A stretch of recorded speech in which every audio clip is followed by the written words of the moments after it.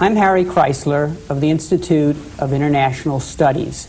Welcome to a conversation with Cal's 1986 Alumnus of the Year, John Kenneth Galbraith. PhD in Agricultural Economics from Berkeley, 1934. Professor of Economics at Harvard for more than 50 years.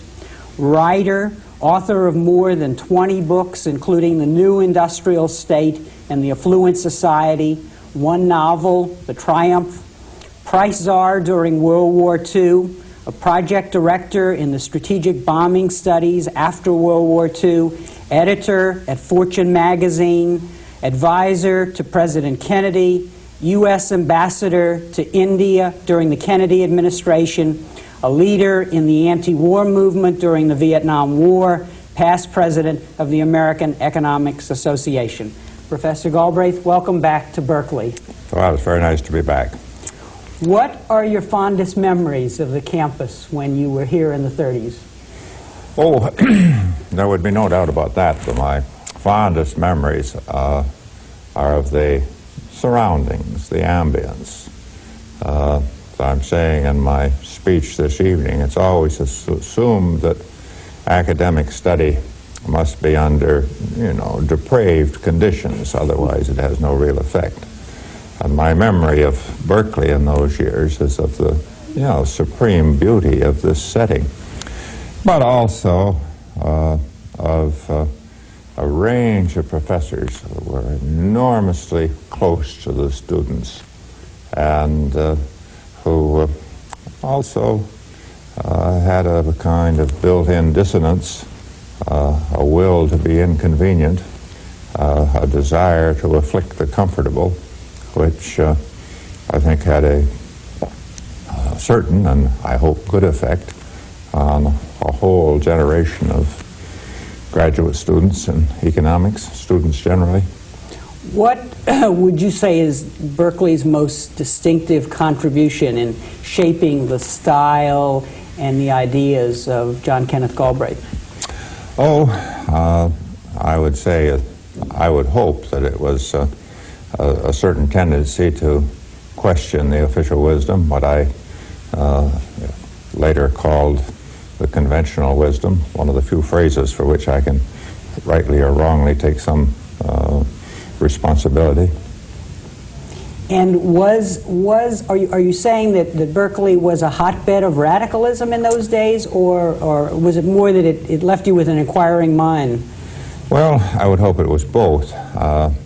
This was I was here during the years of the Great Depression, when nobody could say that the economic system was working with great precision and great compassionate effect. And there was certainly a strong, possibly romantic movement to the left during those times. I looked on this with some jealousy, as a matter of fact, and would like to have joined it, but I was in agricultural economics and I was fresh from studying agriculture, so I had a sense that I was not the right material for this highly sophisticated movement. Also, as I've said many times, secretly I was enjoying the system. And while I never admitted that to any of my colleagues, I think this kept me on perhaps an unfortunate avenue of respectability. On the other hand, no one could be at Berkeley in those years and be just a passive recipient of what I earlier called the conventional wisdom. And when you were here as a student, you did a lot of field work in agriculture. I recall reading that you would go out and check on the status of various products and so on. Is that? No, that's not quite true, but I was a research assistant in the Giannini Foundation, and we were expected to earn our pay, which in my case was $720 a year, $60 a month. And I earned my pay as an assistant to a very genial man by the name of Edwin Voorhees. I earned my pay joining with him in a statewide study of the beekeeping industry. I think I can honestly say that I am the author of the polar work on beekeeping in California.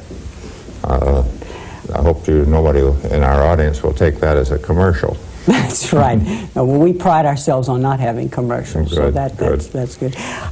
In your autobiography, A Life in Our Times, you wrote that agricultural economics left me with a strong feeling that social science should be tested by its usefulness. Well, there was at that time two streams of, and still, two streams of economic thought.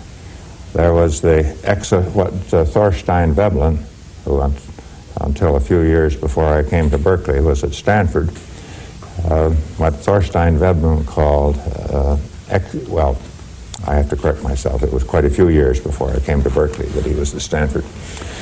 He called exoteric knowledge, which is knowledge related to practical application, as, for example, the greater prosperity of the beekeepers. That was certainly exoteric.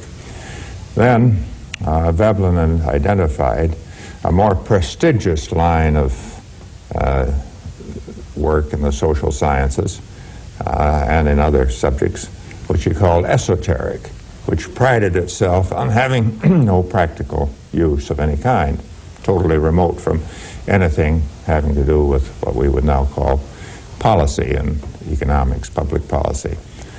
And I always felt that although the prestige still lies with esoteric activity in a university, that probably the exoteric are more useful.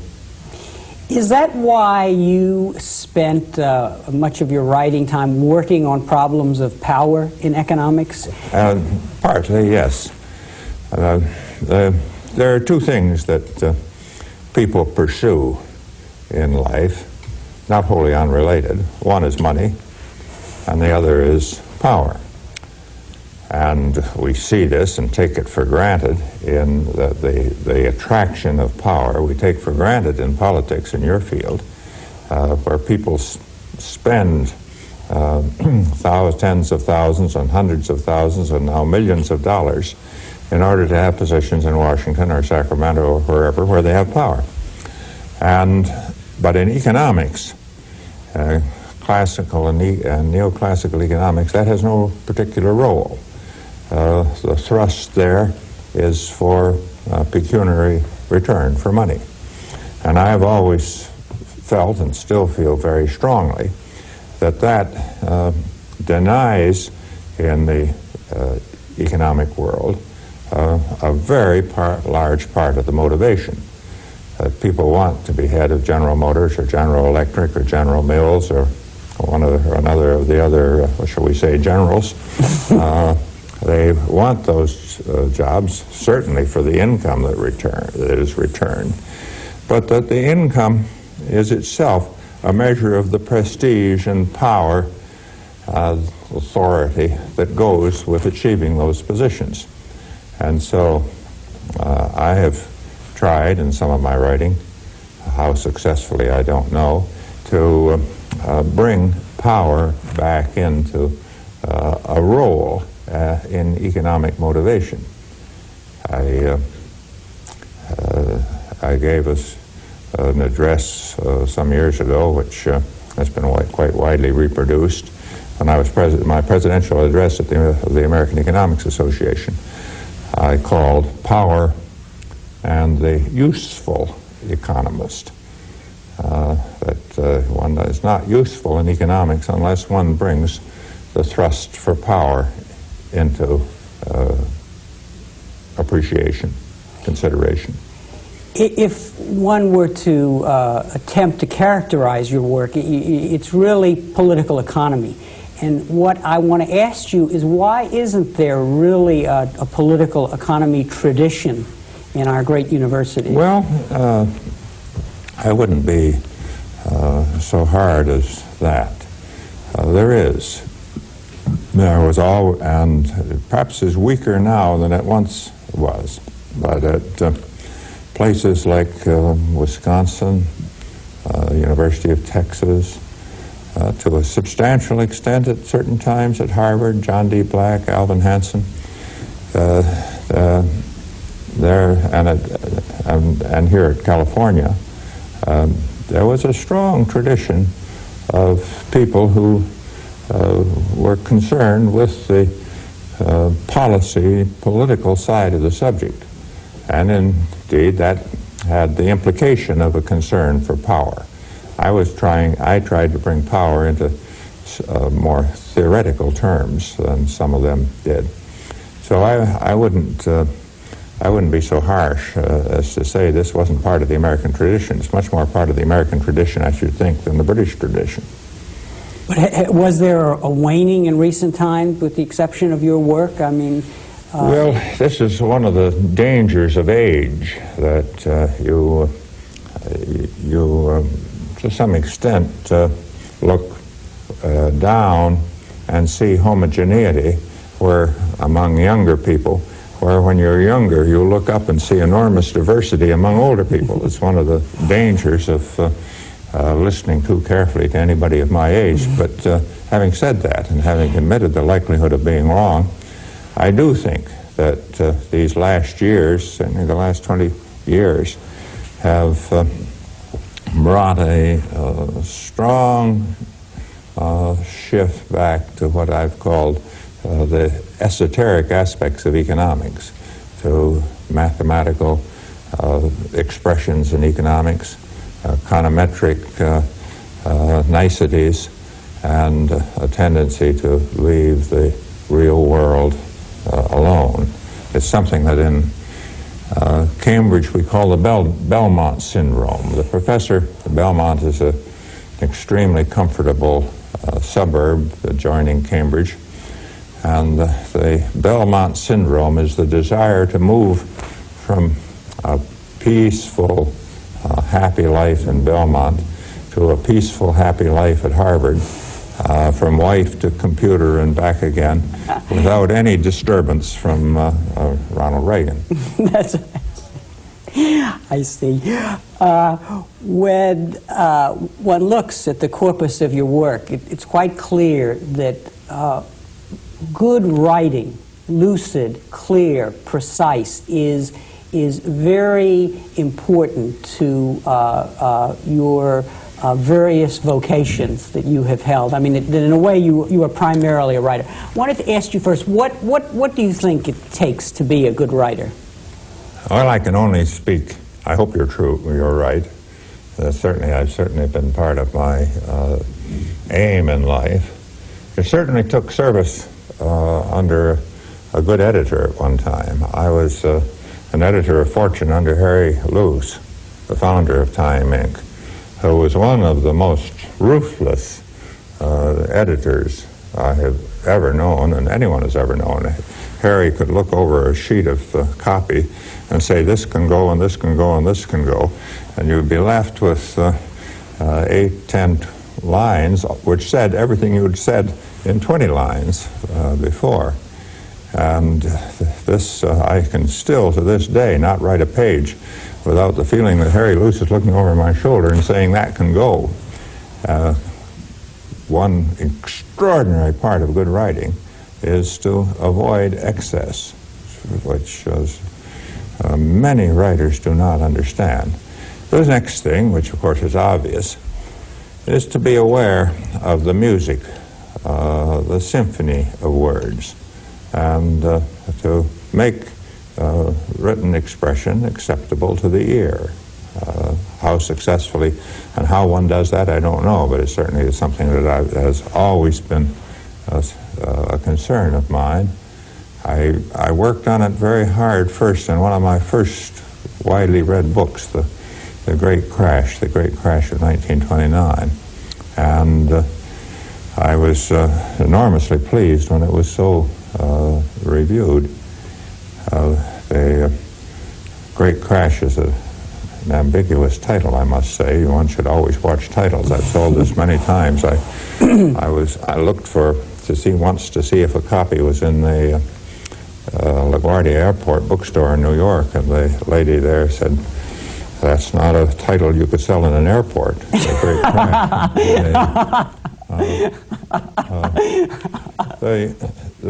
The third thing is, which I think to be perhaps in some ways, well, the third thing I'll come to a fourth later. The third is never to assume that your first draft is right.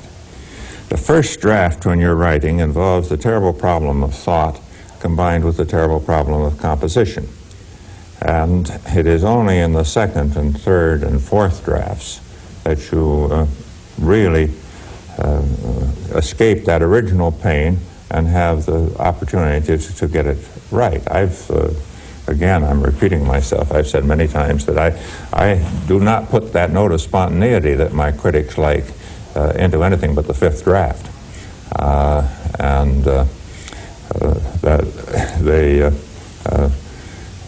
It may have a slightly artificial sound as a consequence of that. The final thing is in economics is to have one great truth always in mind. And that is that there are no propositions in economics that can't be stated in clear, plain language. There just aren't.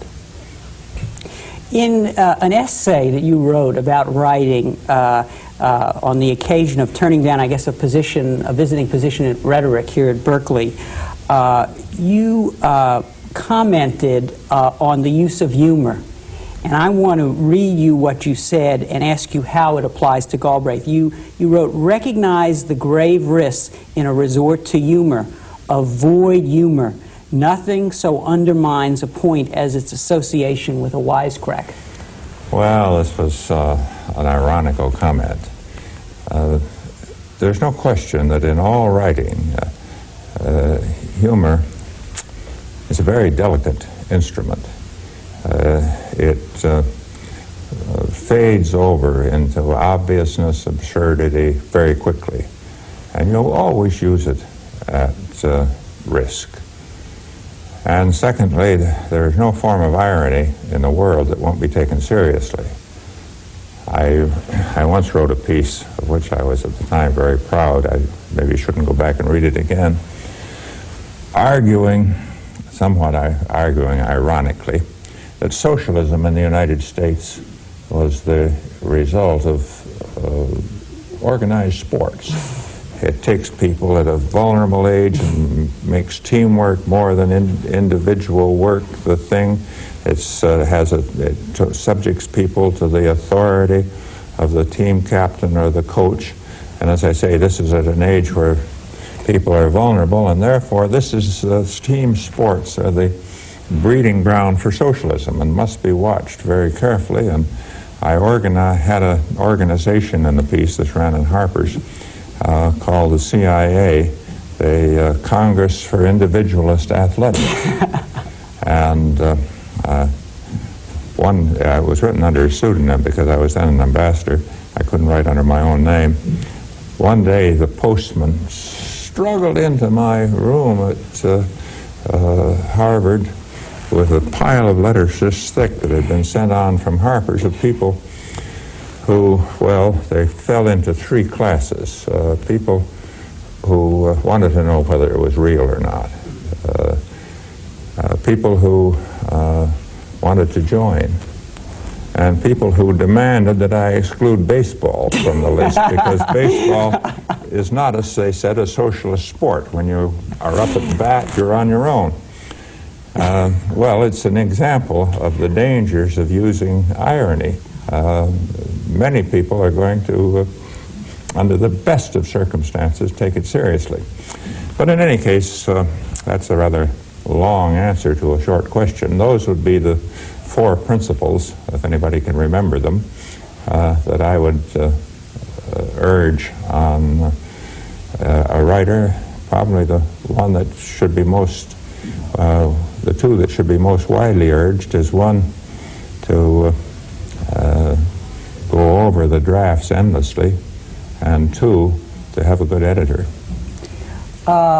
You were somewhat critical of writing in the social sciences. Is that a fair statement? Oh, sure. There's a lot of the writing in the social sciences is bad writing, is unnecessarily obscure. A lot of it is designed to give the impression that the individual so writing has a level of sophistication which separates him from the masses and possibly separates him from his colleagues. And quite a bit of it is just unnecessarily verbose.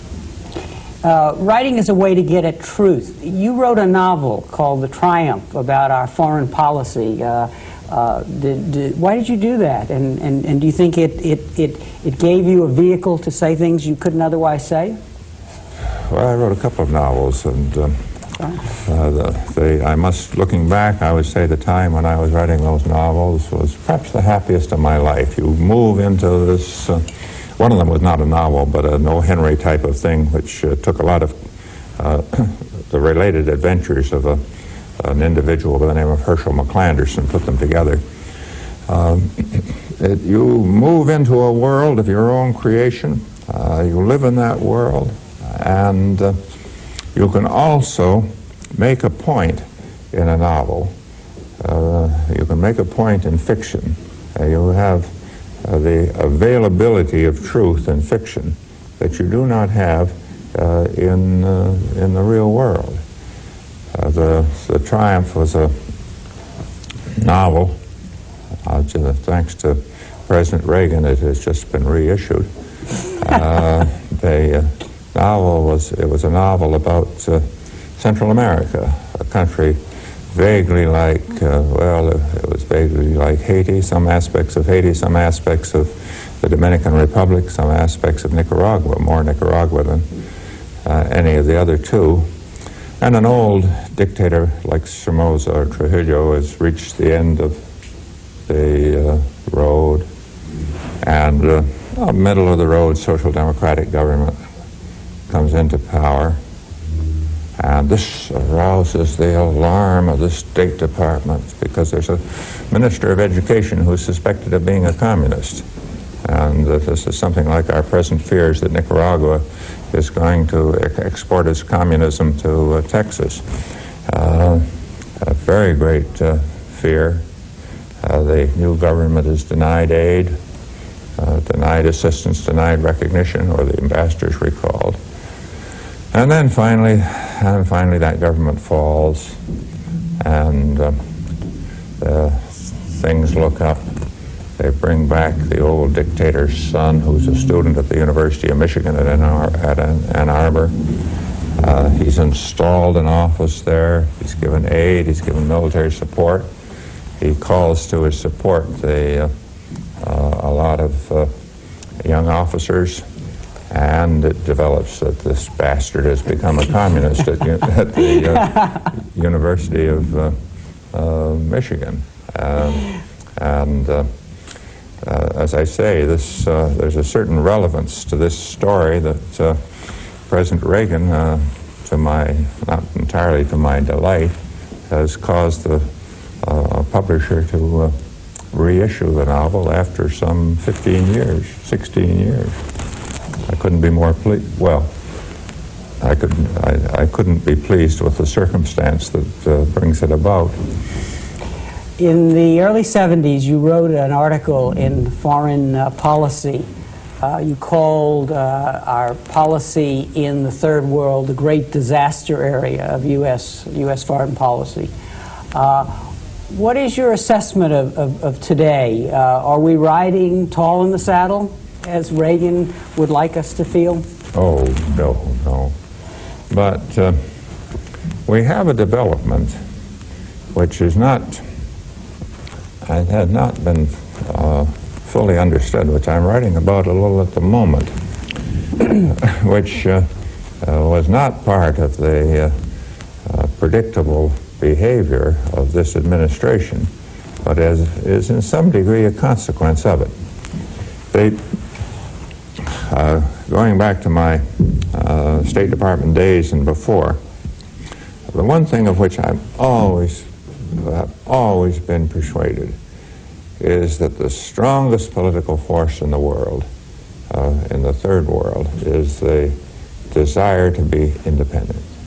No matter how disastrous independence may be, nobody wants to go back to colonial subordination. Look at Uganda. Nobody can possibly say that this has been a happy country in these last 20 years. It was certainly more peaceful and almost certainly more prosperous when it was a British colony. But amidst all those disasters, you never hear anybody suggesting that it go back under colonial guidance. Not that anybody, I think, would want it.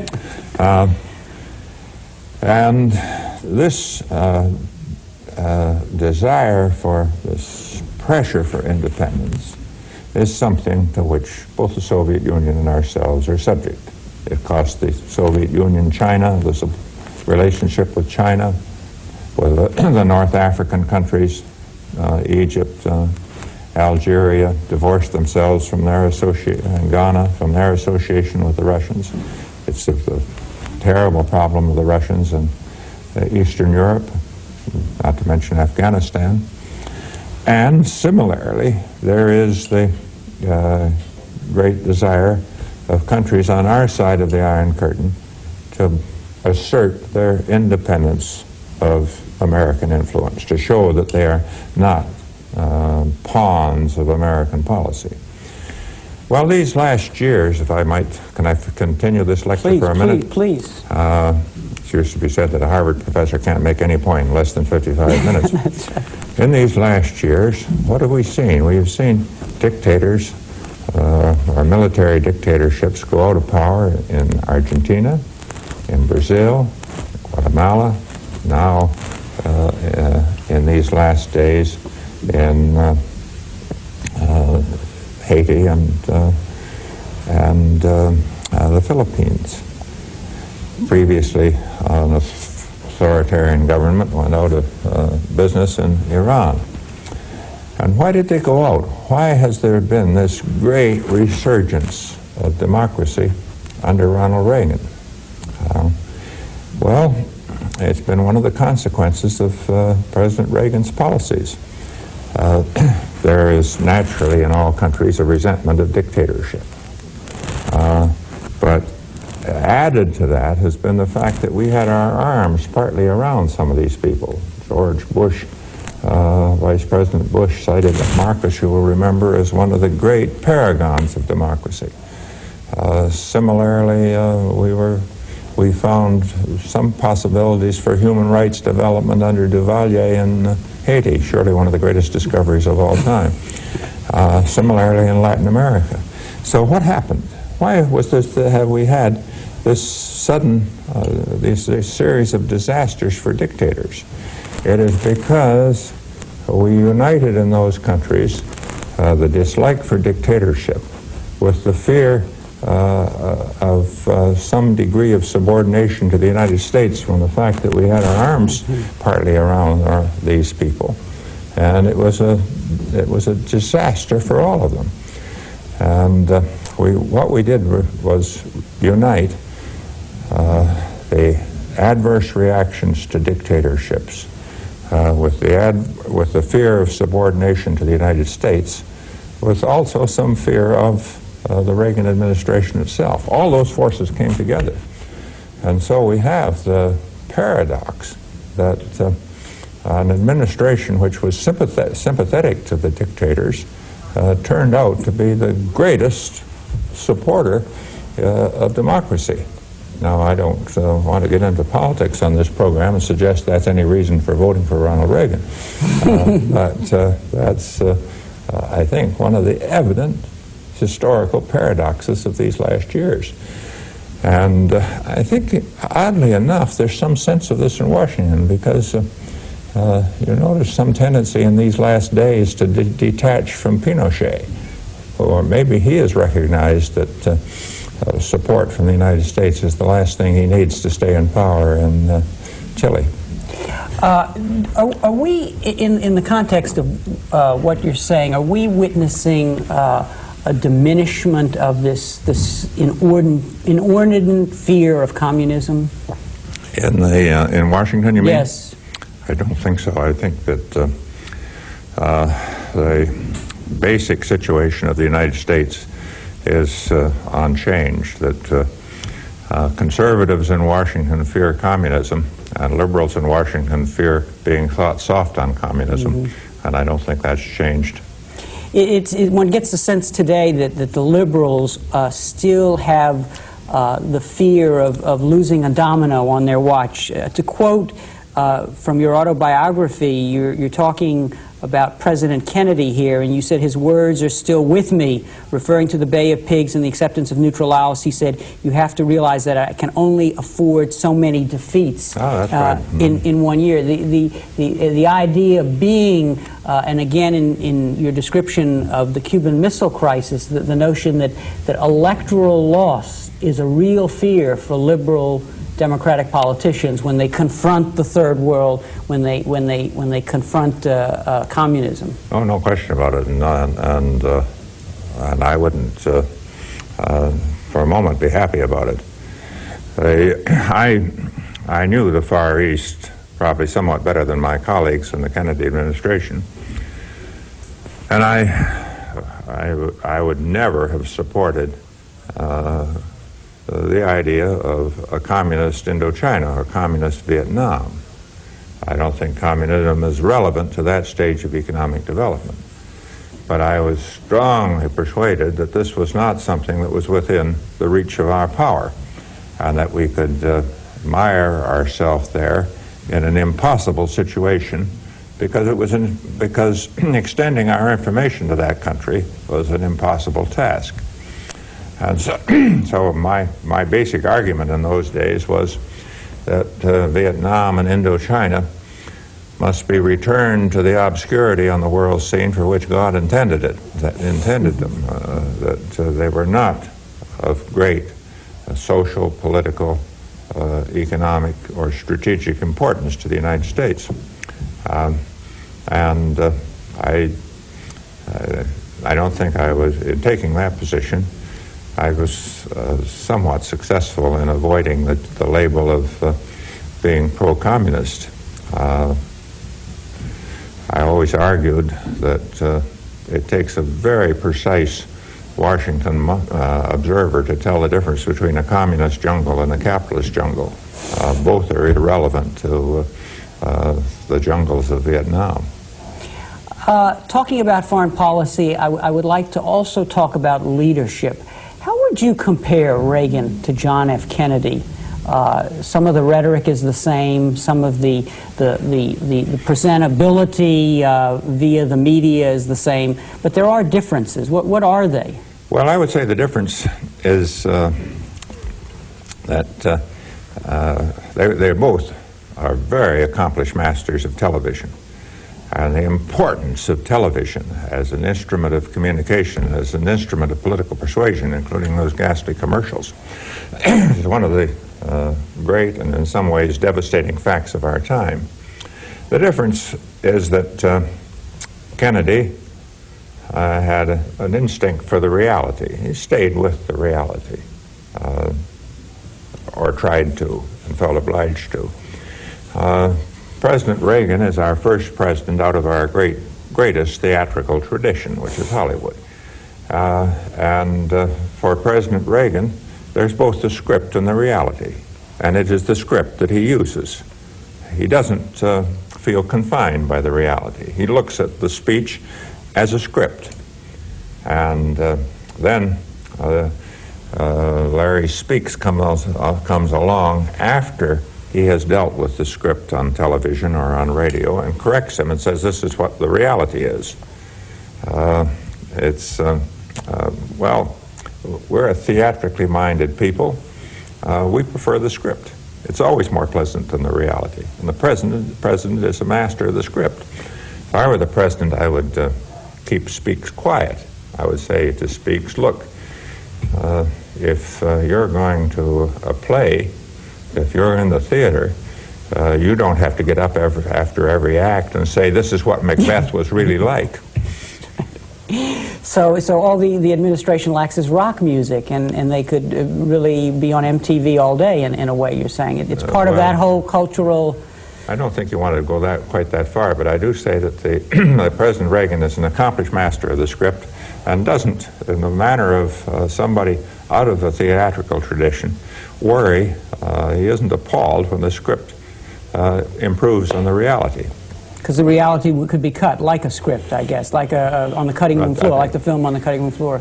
Well, that's right. But I think President Kennedy stayed more closely with the reality. Mm-hmm. Those of us who were variously associated with him hoped he would. Was he more? He was a Renaissance man, really. I mean, witty and intelligent, and he actually read books. Is that? Oh yes, indeed. I've said he read books right through the presidency. I remember going in to see him one day when I was back from India, and he handed me a book by masters on Burma and the revolution in Burma. And he said, you know, this is the best thing that's been written about that. My goodness, I hadn't been even close to any other books on the more obscure history of economic descent in Burma. And I carried it along with me, felt obliged to read it on the airplane going back to India, so I would know as much about that part of the world as the president. And is I guess the tragedy is the unfulfilled promise. I have to correct myself, by the way. It was on the book was on the war in Burma. Well, so the tragedy on the one hand is the unfulfilled promise, but also what he was embedded in a political structure where he couldn't. I mean, was he denied the time, or was he too cautious a politician? Oh, he was too cautious, no question. Whether too cautious is the word or not, but he was very cautious. And I've said this many times. I think it's a cliche. John F. Kennedy always used less power than he had in dealing with the Congress and dealing with the public. And Lyndon Johnson, in contrast, with a better understanding of power, always used slightly more than he had.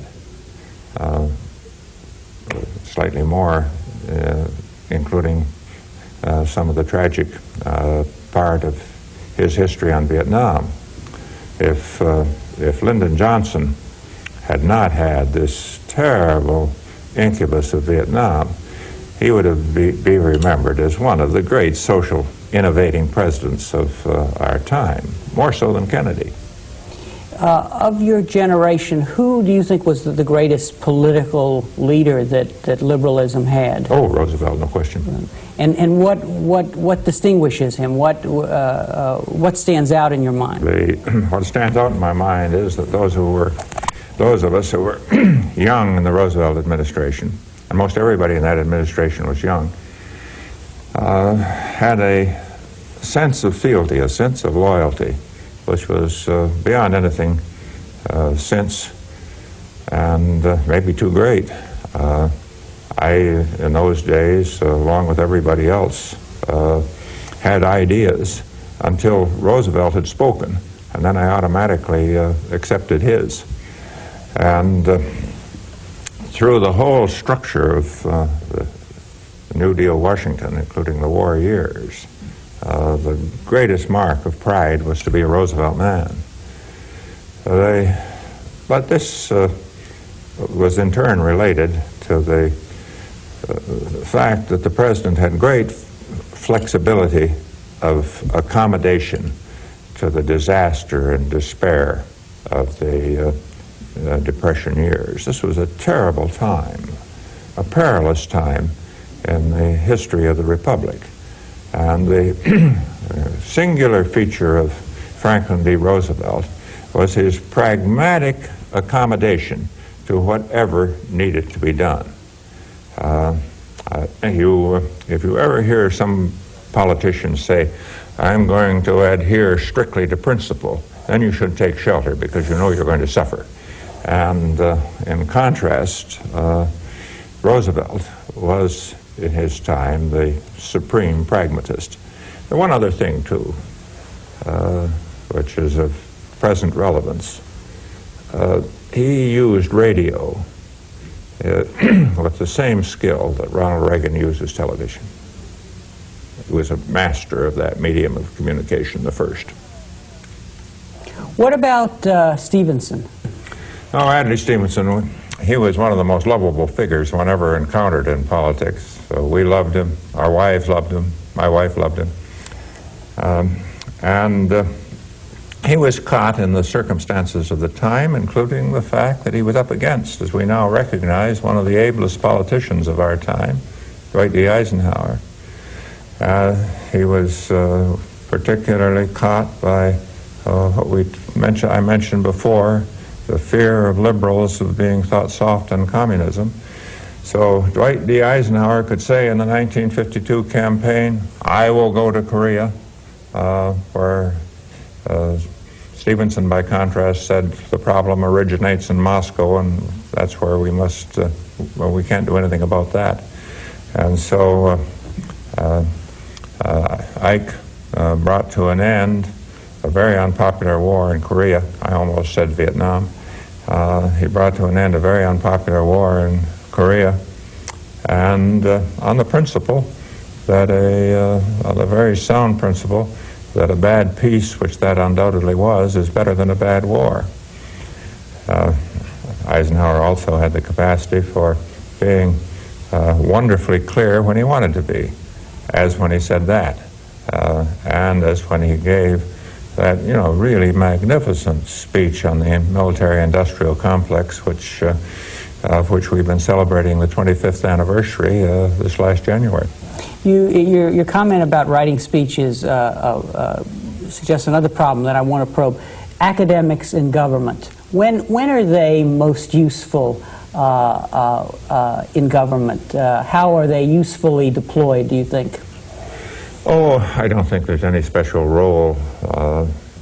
Lawyers, professors, businessmen. I think this is, one of the strengths of the American democracy is that we draw liberally from all professions, from all sources, and I wouldn't assign any special role to academics. But do you think that I don't like that word academics, incidentally, to academic people.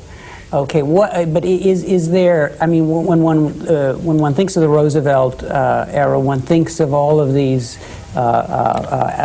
scholars and social scientists going to Washington, and one has a greater sense of the success of the effort than one did, for example, during the Kennedy period. The whole group, as opposed to one or another individual. Well, there were academic people that came in with Eisenhower. My next-door neighbor and longtime friend, Daniel Patrick Moynihan, was closely associated, of all people, with Richard Nixon, and there were others. I would be reluctant to single out the New Deal as a particularly strong example of academic participation. There was a great deal of academic participation, but there was a great deal of participation of lawyers. George Wall came in from the law. Adlai Stevenson came in from the law. Harry Hopkins came in from the Roosevelt, from the New York State apparatus, and so forth. What was unique, what was original in that period, was an addressing of the economic problem. A strong attack on the economic problem, the NRA, the AAA, the various work agencies, and so forth. And these naturally attracted economists to Washington. And this was particularly true of the Agricultural Adjustment Administration, which was run by economists. But that was the consequence of an administration that was first addressing in a major way an economic problem. What has happened to the liberal agenda? It wasn't completed. Will it return when this current phase passes, do you think? Well, I think if it returns, it will return as not as a consequence of its own agenda, But as a consequence of some of the flaws that are evident in President Reagan's economics, this autumn, as we talk, there's going to be a substantial revolt against Reagan, Mr. Reagan's congressmen and senators in the Farm Belt. And if we had, as might be possible, some considerably adverse effects from this euphoria that is now involved, we're now engaged in debt creation, stock market speculation. This would have the same effect, the same prescient effect for the Democrats as Mr. President Coolidge and President Hoover. You must remember that in 1932 and 1933, when Roosevelt won and came to power, the striking feature of the Democrats was that they had no agenda. That was all created after Roosevelt got to Washington, or almost all of it. Are there any analogies with the present period and the period of the Great Crash that you described in your book? Well, this is something I've been talking about in recent times. The analogies are hard, should not be easily drawn. I would say there are two things that are parallel that we should worry about. One is now, as in the late 20s, the impression, this is a very subtle but a very important point, the impression that somehow or other, if everything is left to the market, to laissez-faire, if the government keeps its hands off, there is a God-given tendency for things to work out. Laissez-faire, laissez-passer, that this is a ruling fact and is above and beyond government, a theological commitment to doing nothing on the assumption that the economy cannot fail. A neoclassical idea that has classical roots going back to Adam Smith and David Ricardo. That is one thing. And out of this, I would worry most about the way in which debt is being created. Not so much the public debt, that probably is manageable, but the way in which we are creating a debt to other countries which, withdrawn, could have a devastating effect sometime on the dollar. The way in which we're massing the debts of private corporations in this takeover movement, which could have a very depressant effect if we had some downturn in economic activity. Same thing that is now true in agriculture. And the effect of the debt structure, which we already see as regards the Latin American loans. All of this could one day lead to, as I say, a loss of confidence in the dollar, a rush to withdraw funds from the United States. And that is the picture which would worry me most about the policies of the present administration. And this would be the situation that would save the Democrats, not any original mental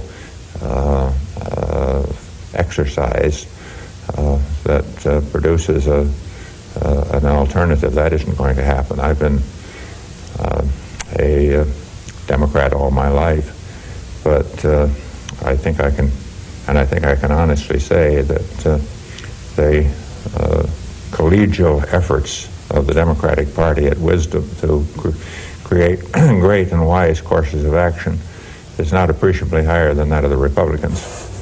One final question. What would you like in your work to be most remembered for? What contribution, either to ideas or to action, would you like to? Well, that's an appropriate question for an economist of mature years. I have to confess to my age when you ask me that question. I suppose that I would, in economics, most like to be remembered and most plausibly I will be remembered, for bringing emphasis to an economic structure in which the characteristic organization is the great corporation rather than the competitive enterprise, and of seeing economic life as a bipolar phenomenon, by which I mean seeing it as one structure on the one hand of a few hundred great corporations, and seeing it on the other hand as the residual structure of agriculture, small business, the services, and arguing that controlling economic behavior in the two parts is by no means the same, has to be examined separately. I would hope that there might be some minor effect from that. Professor Galbraith, on that note, thank you very much for coming back to Berkeley, for participating in this interview and sharing your views with us. And thank you very much for joining us for this conversation with John Kenneth Galbraith, Cal's 1986 Alumnus of the Year.